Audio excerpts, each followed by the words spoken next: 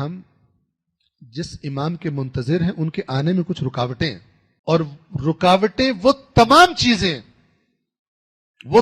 چیزیں ہیں جو خلاف قرآن ہیں۔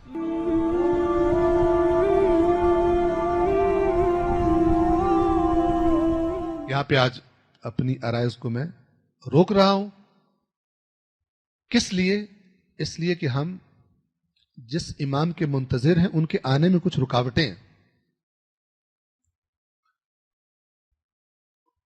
اور رکاوٹیں وہ تمام چیزیں ہیں جو خلاف قرآن ہیں۔ اور جب تک ایک خاص تعداد میں وہ لوگ پیدا نہیں ہو جاتے جو اس معیار پر پورے اترتے ہوں جو قرآن کریم کے معیارات ہیں، اور جو صحیح فرامین محمد و آل محمد کی روشنی میں جو معیارات ہیں، اس طرح کے انسان جب تک ایک خاص تعداد میں پیدا نہیں ہوتے وہ نہیں آئیں گے۔ کس کے لیے آئیں؟ پہلے 11 کے ساتھ لوگوں نے کیا سلوک کیا نہیں دیکھا اللہ نے؟ کس کے لیے آئیں؟ جب تک کہ ادھر قابلیت پیدا نہیں ہوتی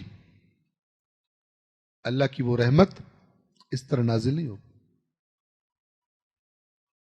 جب تک قدردان جو اللہ کے اس فیصلے کے مطابق کہ اللہ کی راہ میں اپنی جان اور مال سے جہاد کرو، حقیقت میں یہ جذبہ رکھنے والے ایک خاص تعداد میں پیدا نہیں ہوتے، جن کے ذہن، جن کی فکر وہ ہے جو اسی طرح ہو جس طرح اللہ کی کتاب بتاتی،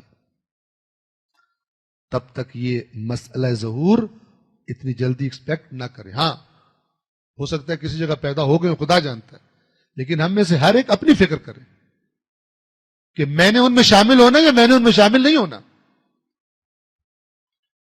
جب وہ ہو جائیں گے، خدا کرے کل ہوں مثال کے طور پر، جب وہ ہو جائیں گے وہ افراد، اللہ کی رحمت میں رکاوٹ نہیں ہوتی، ادھر جن پہ نازل ہونی ہے ادھر رکاوٹ ہوتی۔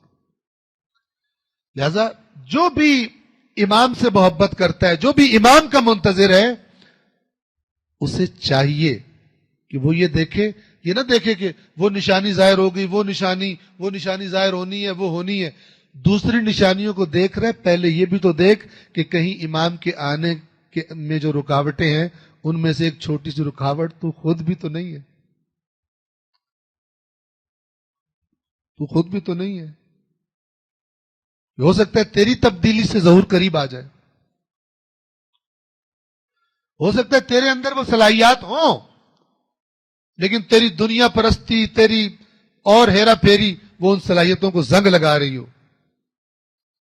یہ جو صلاحیات تیرے وقت کے امام کے نظام کے اندر کام آ سکتی ہیں، جو تجھے اس معیار پہ لے جا سکتی ہیں کہ تو ان کے لشکر میں جا کر کھڑا ہو جائے، ہر ایک کو یہ فکر کرنے کی ضرورت ہے۔